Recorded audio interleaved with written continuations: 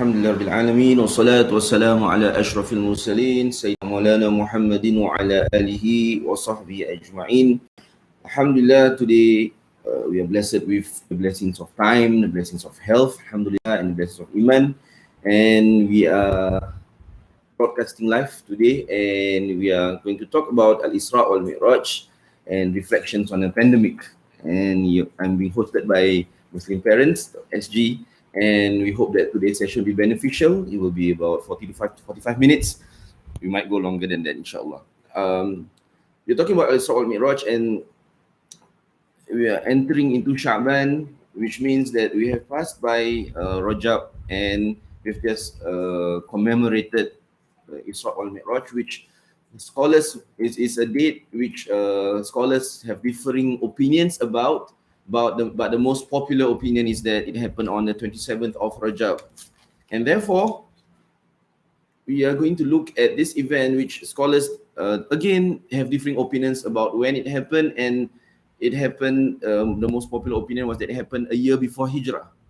And the significance, and it's significant because firstly, it is mentioned in the Quran. So in the Quran, if an event is being mentioned or a person is being mentioned, whether the person is good or bad person, it calls for our reflection, it calls for our appreciation of why the person is being mentioned or why that event happened. So we're going to look at Isra al-Mi'raj and its significance. We're not going to go into the details because there's been many talks about its details. There's many literature available about the Isra al-Mi'raj, but we're going to look at some significant things that is most relevant to how things have developed in our lives currently. And it's also significant because it is an affirmation of the Prophet's exalted status. And it also is significant because it brought Rasulullah SAW immense happiness and consolation because of all things that he has gone through prior to Isra al-Mi'raj. So it calls upon us, it is pertinent for us in appreciating Isra al-Mi'raj to look at how the Prophet ﷺ conducted himself before Isra al-Mi'raj, so that it becomes something that we can emulate, that we can reflect upon, and then we can actually practice in our lives. The Prophet ﷺ says, "Man ahya sunnati faqad ahabbani, wa man ahabbani kana ma'i fil jannah." Man ahya sunnati, whosoever practices my sunnah, faqad ahabbani, he has indeed loved me. Wa man ahabbani, whosoever loves me, he will be with me, kana ma'i fil jannah, to be me in paradise. So we hope that through this session today, we'll be able to reflect, we'll be able to internalize, and eventually we'll be able to practice. And it becomes a reason for us to be gathered with the Prophet ﷺ in Jannah. Now, let's look at the Prophet ﷺ's condition before Isra al-Mi'raj and its numerous challenges that he faced, right? From the word go, from the day he received his revelation, the Prophet ﷺ has been faced with rejection from his family members. And we all know Abu Lahab and his wife Jamil. They were the most vehement people against the message brought by the Prophet ﷺ. And then he was subsequently rejected by the elites of Mecca and majority of the Meccan population. The very same people who gave him the title Al-Amin, or gave him the title As-Sadiqul Wa'du. He who is most trustworthy, he is whom that is most, that you can take his word for. The very same people who believed in him, in his character before revelation, were the same people who will go against him. All right? And then this rejection translated into many forms of humiliation onto the Prophet ﷺ himself. The most renowned was the man called Uqbah bin Abu Mu'ayt. And what he did to the Prophet ﷺ, we heard of it, we just say it in brief. He saw the Prophet ﷺ performing his prayers. What he did was to take some dirt, a camel's excrement to be more specific, and then he placed it onto the Prophet ﷺ. And in another occasion, when the Prophet ﷺ was performing his prayers near the Kaaba, right, he came by and took cloth on the Prophet's clothing and then tried to strangle the Prophet ﷺ. That was what the Prophet ﷺ faced. And he wasn't the only one who faced these challenges. Those who supported him, those who stood by him, people like Ammar bin Yasir and his family, Sumayya bin Khayyat, his mother, all right, and his father, Yasir al-Ansi, they all faced tribulations culminating in their deaths. For Sumayya and Sayyidatina Sumayya and also Sayyidina Yasir, they were martyred. In fact, they were the first martyrs of Islam. So they were tortured. And then we have Sayyidina Bilal, whose story is a classic. And another companion by the name of Khabbab bin Arad. He was a blacksmith in the time before Islam, and he remained a blacksmith, right? And he was working for a lady called Amar, who employed him, who supported him. But when Khabbab bin Arad declared himself as a Muslim, he went to numerous tortures. One of which was that they put an armor onto him and put him in the midday sun. Another torture that he faced was that Amr took a hot rod which was hot, and then placed it on his back. So this was the numerous forms of torture that they faced in preaching Islam, in spreading the word of Allah subhanahu wa ta'ala. And then subsequently we saw how the Prophet ﷺ was boycotted by the people of Mecca. And then as a result, as a consequence of this boycott, because of these difficulties that was faced, he lost two of his strongest pillars. Firstly, it was Abu Talib, his beloved uncle, and then Sayyidina Khadijah. And after this event, finding support elsewhere, he went to Ta'if and he found himself rejected. So through all this, we saw the rejection. But how, the most important part is that how did the Prophet ﷺ deal with these rejections? If you notice, the Prophet ﷺ, through the guidance of Allah subhanahu wa ta'ala, he is always finding ways to be above challenges. When he was rejected by his family members, when he was rejected by family members, all right. But then, before you look at it, how he strategizes his da'wah by the guidance of Allah subhanahu wa ta'ala. Allah says, "Wa anzir ashiratakal aqrabin," to call to his family members, and then he went on to his people, "Kum fa'anzir," and then he moved on to telling his companions when they were facing immense torture and tribulations, move on to Habasha, move on to Ethiopia, and then strategize. This is the Prophet sallallahu alaihi wasallam. He doesn't sit back. Every time there's a challenge that comes to him, he finds a way forward and he keeps moving forward. So he's not distracted by difficulties. All these difficulties that he faced doesn't distract him from the ultimate aim, to spread the word of Allah subhanahu wa ta'ala, to portray good manners and akhlaq. So this is the important part about doing da'wah. And this is the most, in more generic terms, this is important for us in going through these challenging times, to always remain focused. What makes the Prophet ﷺ focus? What makes him so focused? There's this assurance that Allah gives unto him, this affirmation, this certainty. Allah says in the Quran, فَإِن تَوَلَّوْا فَقُلْ حَسْبِيَ اللَّهِ. If they turn against you, who? The people of Makkah turn against you, O Muhammad, فَقُلْ حَسْبِيَ اللَّهِ. Say, Allah is enough for me. And this has been something the Prophet practices. He internalizes it. That as long as he has Allah subhanahu wa ta'ala, the world is done for him. The world is settled for him. And some people have the whole world, but they don't have Allah subhanahu wa ta'ala, then they are the greatest losers. When you have Allah subhanahu wa ta'ala with you, then everything is on your side, even though it might look not so. And if you look at the few verses, وَمَنْ يَتَّقِ اللَّهَ يَجْعَلْ لَهُ مَخْرَجًا. That whomsoever has taqwa, he has consciousness of Allah subhanahu wa ta'ala, he is aware of Allah subhanahu wa ta'ala, يَجْعَلْ لَهُ مَخْرَجًا. Allah will provide a way out for him.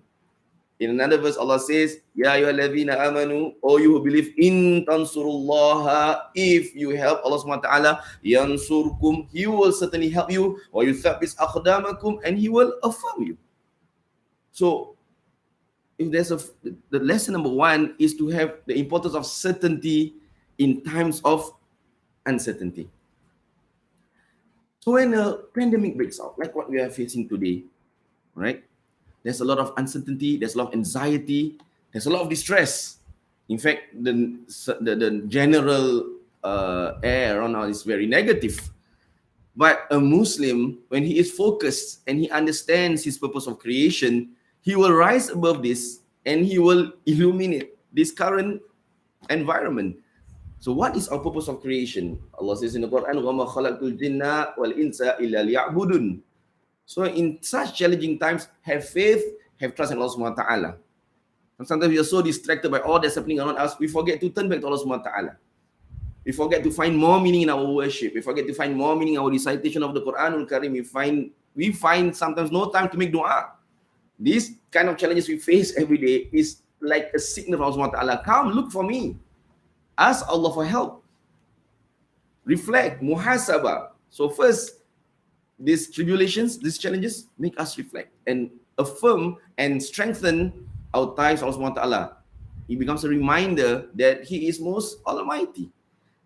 Imam At-Ta'ila Sakandari Al-Hikam says, Sawabikul himami la tahrikul aswar al-akhdar. It makes us humble. He says that no matter how much that we have achieved, no matter how much we have gained, it can never penetrate what Allah has ordained for us. So He has ordained for this challenge for us. It makes us more humble. And for all our advancements, all right, for all that we have achieved as mankind, you need to look back and say that kullu min indillah, all comes from Allah Subhanahu wa Ta'ala. Secondly, a Muslim remains focused when he's aware that he's created for the purpose of cultivating goodness. Allah says in the Quran, "Huwa ansha'akum minal ardi wasta'amarakum fiha," that we are created to cultivate goodness in this world. And one of the trademarks and the hallmarks of the Prophet ﷺ and the companions is that when the chips are down, they continue to serve. They continue to do good. They refuse to react with passivity and pessimism. Decide not to do anything, to just be negative and find fault with everybody. No. The Prophet and the companions, like we have seen, people were the most negative towards them. Physically negative, emotionally negative, but they rose above the occasion and find means and ways to continue reaching out to the very same people who rejected them, to find meaning in all these challenges. This is the most important part that we have to understand in these times that we live in. Now, some people are asking Ustaz, how do we find certainty? Now, Imam Abdul Haddad, he says in his Salatul Mu'awana, his book of assistance, he says that all the ways to find certainty, this is a time whereby we go back to the Quran. Recite the Quran. Routinize it. Read it. That's the first step. Go back to the Quran. After all, we are going into Ramadan. The month of Shahrul Quran is the month of the Quran. Well, go back to the Quran now. There's no better way to start. Classes are not ongoing. All right, so part of your schedule now, maybe recite the Quran more. Secondly, he says now start to reflect on the meanings of the Quran. Look at its meanings. And thirdly, to find affirmation, look at what Allah has created on this earth.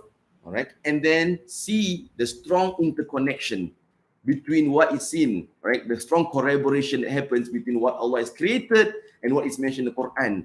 And then we'll find affirmity. When all these things happen, Allah says, Allah teaches us to recite, Rabbana ma khalaqta hadha batilan.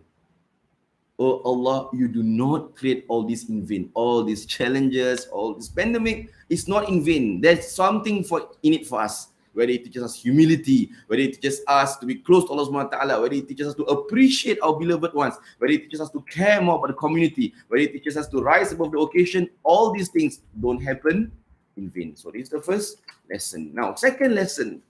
Now, if we look at certainty, going back to Isra Mi'raj, now we look at things that happened prior to that.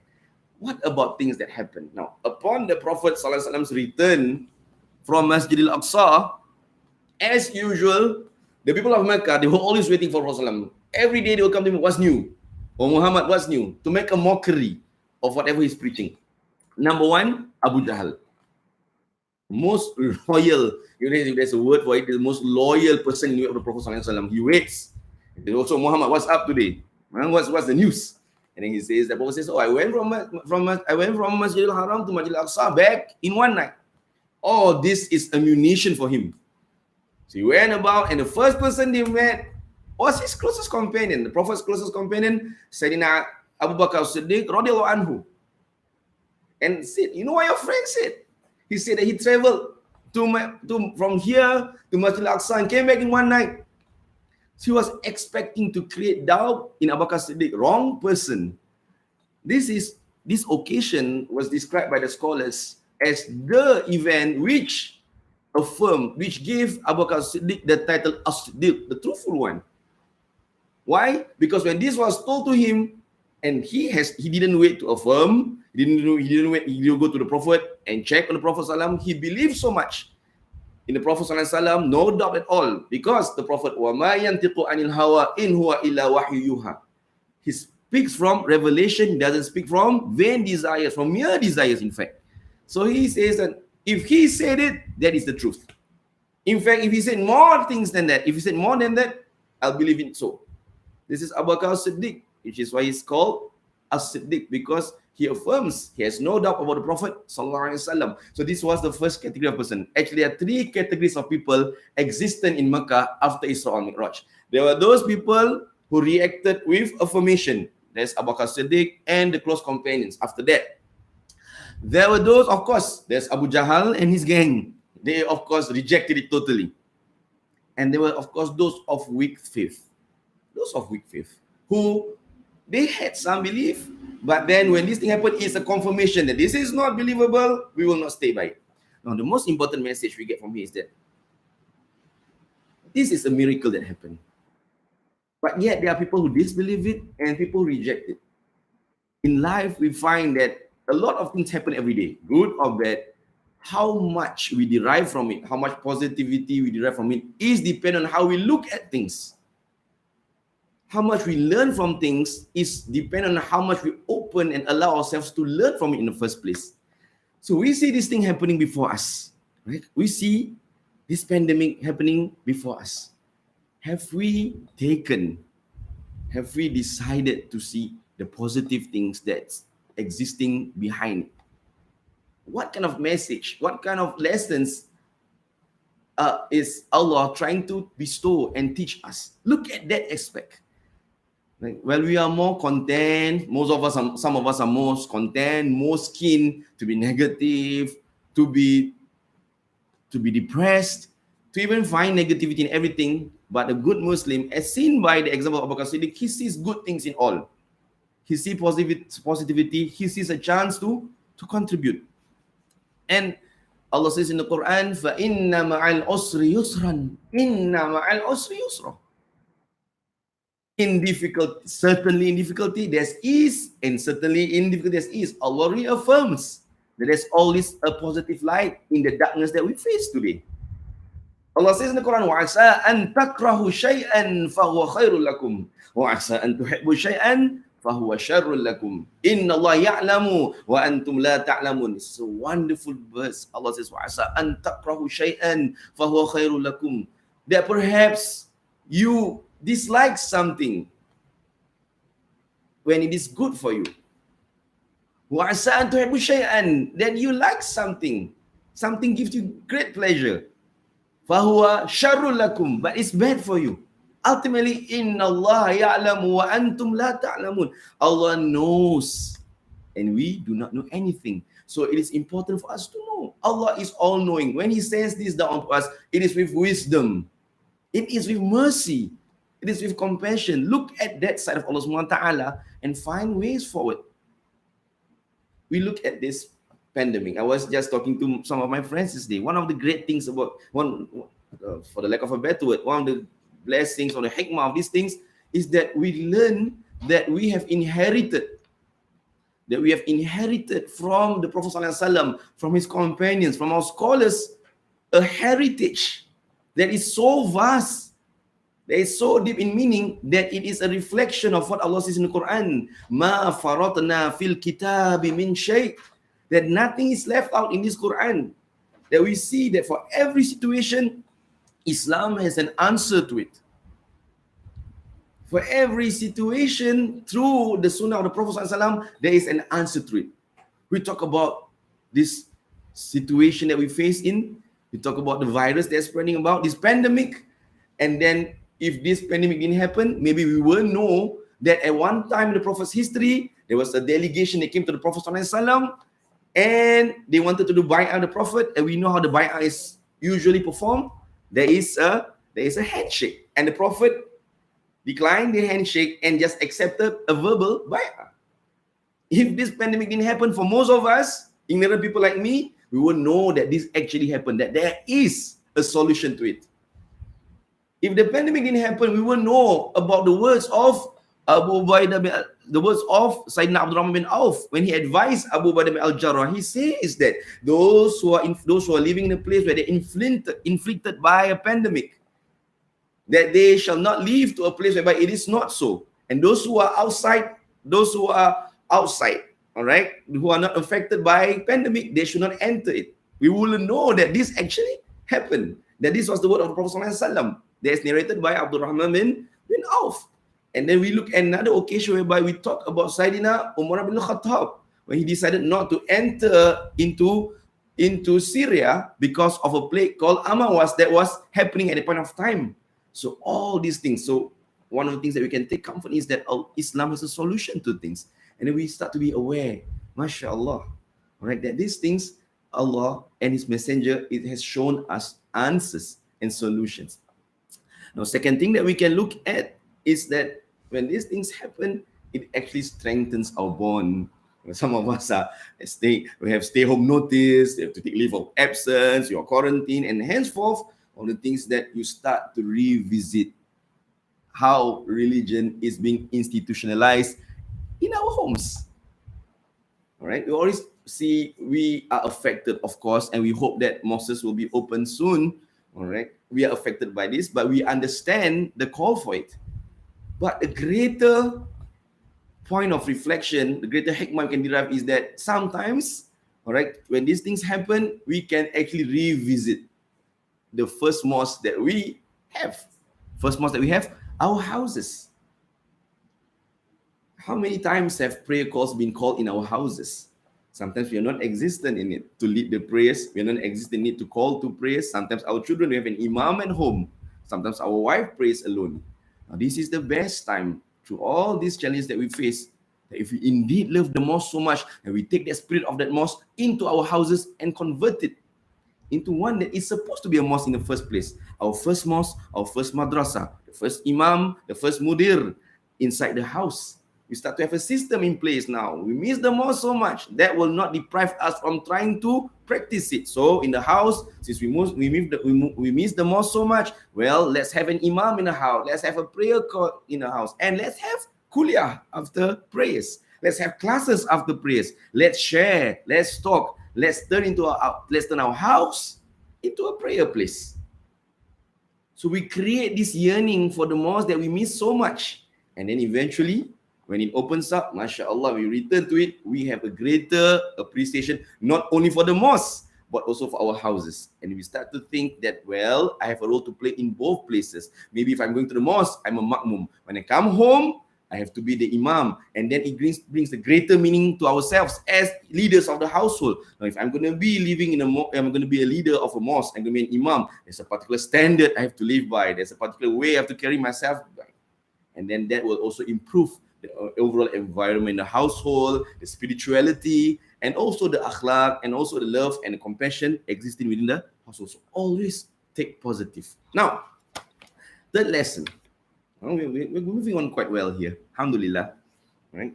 From where I'm having this recording, I can hear the movement of vehicles, the hustling and bustling. It means that, well, people have woken up. It's getting brighter out there. All right. It also means it's coming to an end soon. Now, talk about Salah.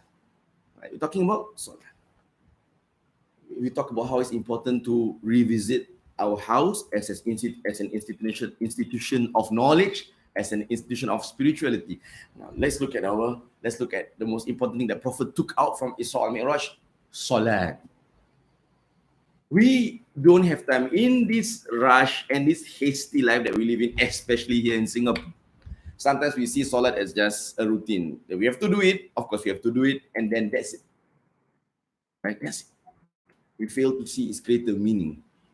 Right? Isra wal Mi'raj. There's a hadith that says, right, Salat is like a Mi'raj for the believer. It ties him to Allah subhanahu wa ta'ala. Prophet ﷺ says, فَإِذَا صَلَحَتْ صَلَسَائِرَ الْعَمَلِ وَإِذَا فَسَدَتْ فَسَائِرَ الْعَمَلِ. That if it's good, all this become good. If it's bad, all this become bad. This is the significance of Salat.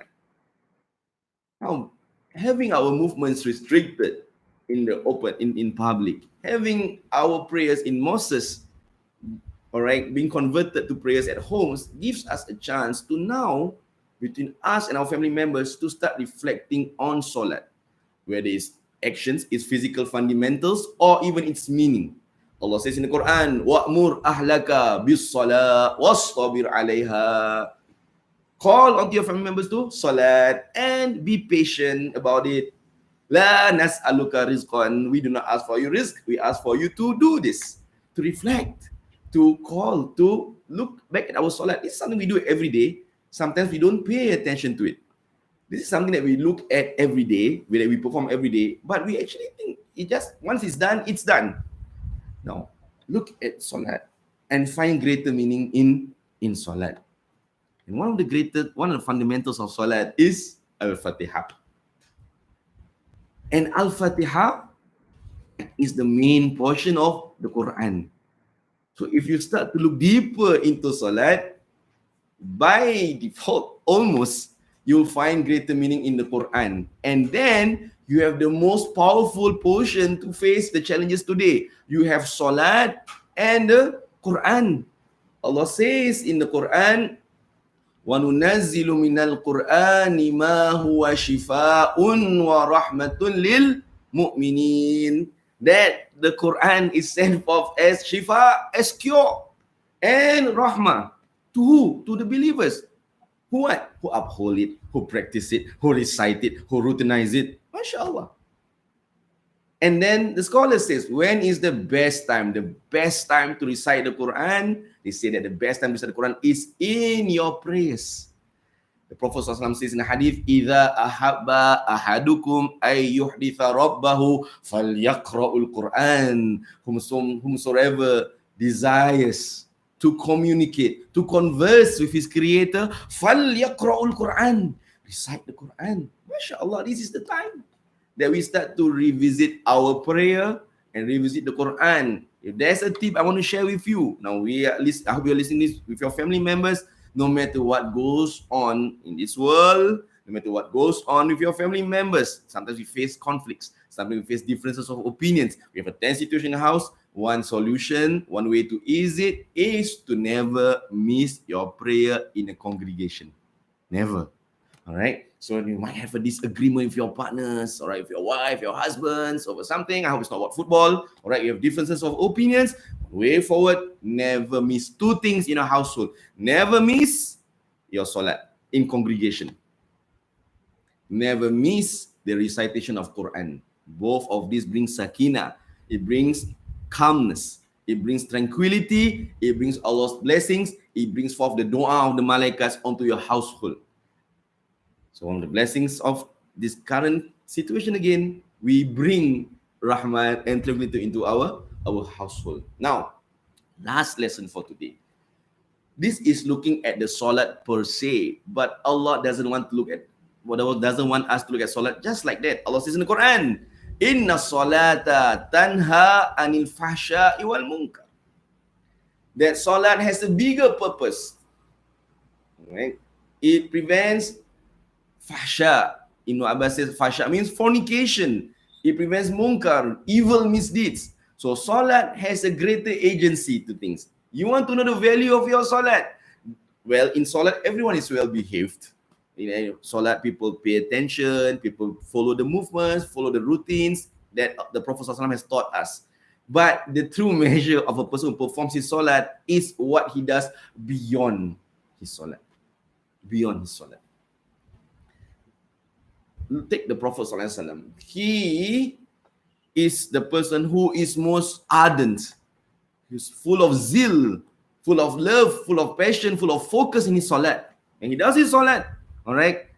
His legs swell. His legs swell. Some people say, how does that happen? Of course, we will never know, experience it because we don't do it. The Prophet, he prays, so much is put into his salat, so much input is put into his salat that when he performs salat, his legs swell. To point Sayyidatina Aisha asked him that, do you have to pray like that? The Prophet says, Afala akuna abdan shakur.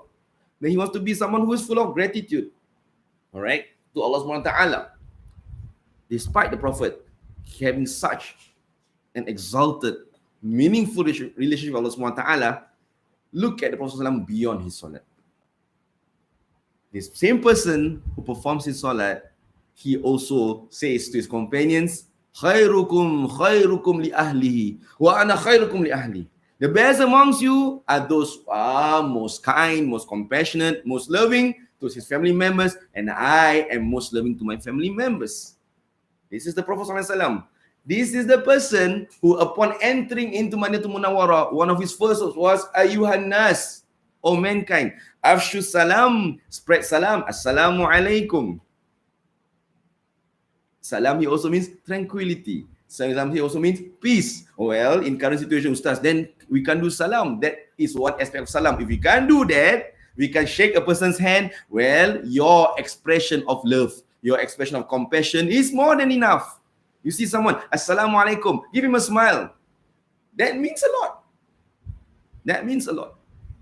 Wa afshu salam, wa at'imu ta'am, and feed and provide food. Wasilul arham, and enjoying times of kinship. And then he says, waqumu fil laili wan nasu niyam, and then you perform your night prayers when everyone else is asleep. Tadkhul jannata bisalam, you enter paradise with peace as well. But he's teaching us an important aspect, that your salat should be something that empowers us Muslims to greater things, which is what his companions also manifest, because they learn from the best teacher, and we should also take from the companions. Look at Sayyidina Umar bin Khattab. One of the things that we need to understand, that in Islam, effort, all right, effort.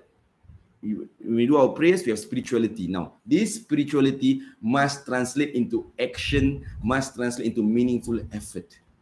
One of the mistakes that some of us make is that spirituality matters, and that's that. So we fail to see the connection between meaningful action and spirituality. So when someone decides on meaningful action, we undermine it, saying that no, that's not spirituality. No, meaningful action is driven by spirituality. A good spirit brings forth good actions. You know that. Look at Sayyidina Umar bin Khattab. We've heard so many times this narration, but it's important. Now there is Sayyidina Umar bin Khattab. Some scholars describe his features that this is one man who gets up every night to worship, to do munajat to Allah Subhanahu wa Ta'ala. And some narration says that on his face, all right, because he cries so much, all right, out of love, out of fear of Allah Subhanahu wa Ta'ala, that there is a mark on his face, right, from crying. But this is one person also, as much as he spends his night in tears, in crying, in worship, he also spends his night moving around Madinatul Munawwarah, and then finding out, looking out for people who are in need. Look at how his spirituality translates into action. And Sayyidina Umar bin Khattab was now he says Abu Darda, he's in Syria, and he loves Abu Bakr al-Jarrah so much because he's one of the 10 persons who's promised paradise. That's one. He's one of the first to embrace Islam. All right, and he is also the prophet whom the prophet says he's Aminu li hadhil ummah, that he is the trusted one of this ummah. So the Sayyidina Umar finds a lot of similarities between himself and Abu Bakr al-Jarrah, in terms of their worldview, in terms of how they perceive life, a lot in common. So when he found out that the plague called Amawas was happening in Syria, he decides to call this man back. But he didn't say it explicitly. He sent a letter, says, come back. Join me here. Why you be there? Come here. But Abu Bakr al-Jarrah, he knows what Sayyidina Umar meant. And he knows that he wasn't singing out of ignorance. He was singing out of hope and love. So he replied that, no, I'll be staying put here. So narration says that Sayyidina Umar cried when he received the reply from Abu Bakr. That means that he's going to lose a companion. That he's most likely going to lose a companion, because a companion asked Sayyidina Umar, he says, is he going to perish there? He's going to die there? He says, well, from the looks of he's not coming back, so he might not come back here. So he might die there, you see. But through all these emotions that he is experiencing, that he's feeling, he still gives concrete advice to Abu Bakr al-Jarrah. He says to Abu Bakr al-Jarrah, he says to him, move your people from the lowlands to the highlands where there is good air, where there is fresh air. That can help you, save you from the plague. This is Umar, the most spiritual person in his time, the most devoted person, the one who is closest to Allah Subhanahu wa Ta'ala. He is giving concrete action. So he's trying to tell us that meaningful action matters. Now, for us in these times, it is time for us to work on our spirituality and to find meaning in our actions. Do meaningful actions. Some of us are going around giving around face masks, mashallah, to the homeless, to those to the needy, from household to household. Do not find in the sight of Allah Subhanahu wa Ta'ala, no deed is small. We found out that our friends in Malaysia have no place to stay over the night because of the orders that's happening. Some of us went out of our way and then provided food, provided sleeping bags. We can provide our houses for most of us, but we find means and ways to reach out, find meaningful things. One of the good things that happen out of this challenge is that things become we have time to be more creative, find ways. What can be done, who is in need, start to look out for people. All right, now some people they can't go to school, they are under quarantine. All right, and henceforth, well, find ways to reach out to them, provide food for them, or just call. A call will be good. You know, someone who's quarantined, you know, someone that's afflicted with these challenges, text them, ask them, how's things, anything I can do to help. All these small things. We don't have to wait for Shawwal, people. We have relatives that we have not been in contact with for so long, we haven't talked so long. Don't text them, just a text away, WhatsApp, ask, how's everyone? I heard about these things. How's everyone? You have friends in Malaysia. How's everything there? Is everything good? Technology, some of us undermine. This technology is a dunya thing. Well, it is a bridge to akhirat if you use it wisely. So find meaningful things. Now, to sum up, because I see the sun. Oh, mashallah, from darkness to light. Min az-zulumati ila nur. All right, so I see the light now. Four things we can take away from today's kuliah. Firstly, is the importance of certainty, that to be focused, no matter what we face, no matter whether good or bad. All right, there's the importance of certainty. Do not lose this focus. Some of us, inshallah, one day when this plague has died down, when this virus has stopped inflicting us and life resumes normal, never forget these days. All right. Some scholars say that between being thankful and being patient, a person who is thankful and who is patient, who is more elevated, who is more exalted? Some scholars say that is the person who is more thankful. Because a person who is patient has to be patient. You are faced with this kind of condition, you have to be patient. Your back is against the wall. But the person who is thankful, all right, he's given pleasure, and we all is human nature to take pleasure for granted. So never forget to be certain and to be focused. Second, to always find positivity in things. Find positivity in things. Right? So no matter what challenges we face, this doesn't just do it for the virus, all right, for us to find positivity in things. After this virus ends also, you go to work, you are with your family, negative things will appear. It will surface. Negative things is very relative sometimes. Something that we do not like, something that is not to our liking, we'll learn to deal with it heads on. Do not run away from your challenges. Face them, deal with them. Find even humor in them sometimes. All right, if it lightens you, it makes you happier. All right, now rejoice. All right, find some joy in it. All right, in facing this, then you find satisfaction that you are not morose. You choose not to get negative. And this might translate to other people around you. Positive energy. Right, when you're positive, your strides are long. People say, "Mashallah," and people want to say that this is how we deal with it. This is how the Prophet deals with things. All right. Thirdly, salat. Start looking back at salat. Right? Start looking back at our salat, its potential and what it can translate into. Start revisiting the Quran, recite, right? And then routinize, and then reflect, and then we become a people who upholds the Quran. Fourth, most importantly, do not see the Quran, do not see our spirituality in isolation from activism.